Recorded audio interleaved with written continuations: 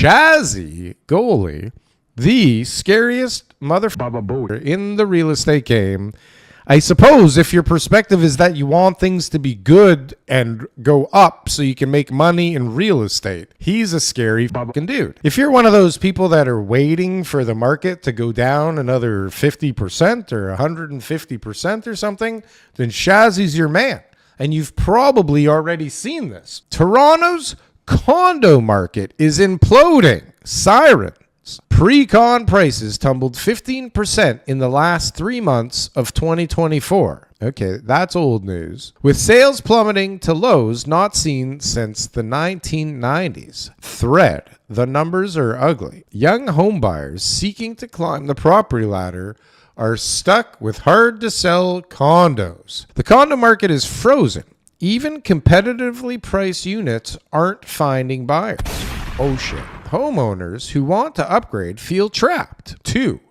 Investors are gone. God damn. Falling rents and high mortgage rates equal disaster. Many investors can't even cover mortgage payments, condo fees, and taxes. This is nothing new, but now it's bad because prices are going down. I'm not disagreeing. I'm just saying it's not new, not the falling rents part. But many investors that can't cover mortgage payments, condo fees, and taxes with the rent, that's pretty typical. I gotta say, I'm not trying to be bullish, okay? I'm not trying to paint a rosy picture. I'm just saying. 3, buyers want bigger homes, not condos. That's for sure. People are willing to pay more for better space. One-bedroom condos are especially hard to sell. This is true. This is always true. This has always been true as well. There's never been a time where people were like, I want the smallest piece of shit I can find.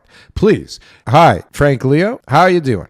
I'm looking for the smallest piece of shit that you can find me. Thank you. Will they find it for him? Sure, because they're around. But nobody thinks like that, do they? Hi, is this Tom's Story? Really? It is? The Tom Story? I'm looking for the smallest piece of shit you can find me. Anyways, you know what I'm saying, right? Nobody's calling Tom's Story looking for the smallest piece of shit, right? They want the biggest piece of shit that they can afford. They want the biggest piece of shit that they can't afford is really how it works, quite honestly. Sellers are in denial. Some are still pricing too high despite the crash.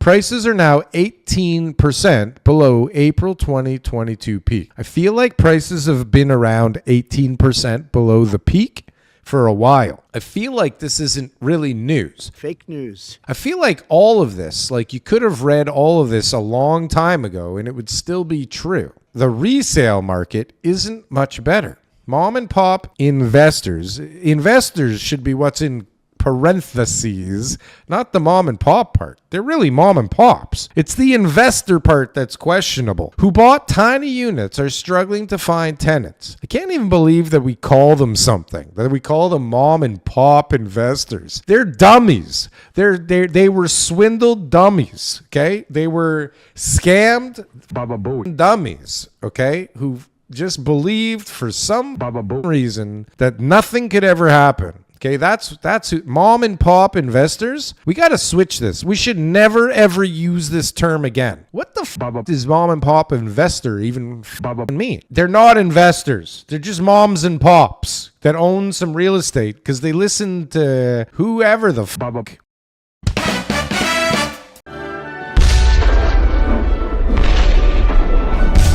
Okay, not Tom's Story, not Frank Leo.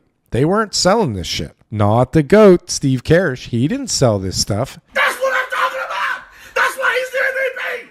That's why he's the GOAT. The GOAT. But there's plenty of guys that sold this stuff. Lots of guys selling mom and pop investors condos that they were never going to mom and pop invest in, right? They were just buying a piece of paper to flip a piece of paper. Struggling to find tenants.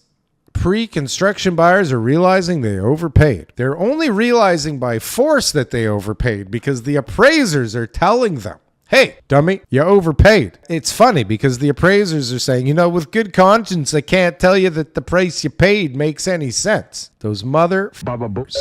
Those mother real estate agents are warning people. A lot of these bullish guys that you couldn't bend are bending. Some are advising sellers to sell before they buy a new home. Is this old? Many buyers are choosing to rent instead of getting stuck. Bottom line, the Toronto condo market is in free fall. It should be in free fall, but it's not. It's not. It's in like free hang around here for a while.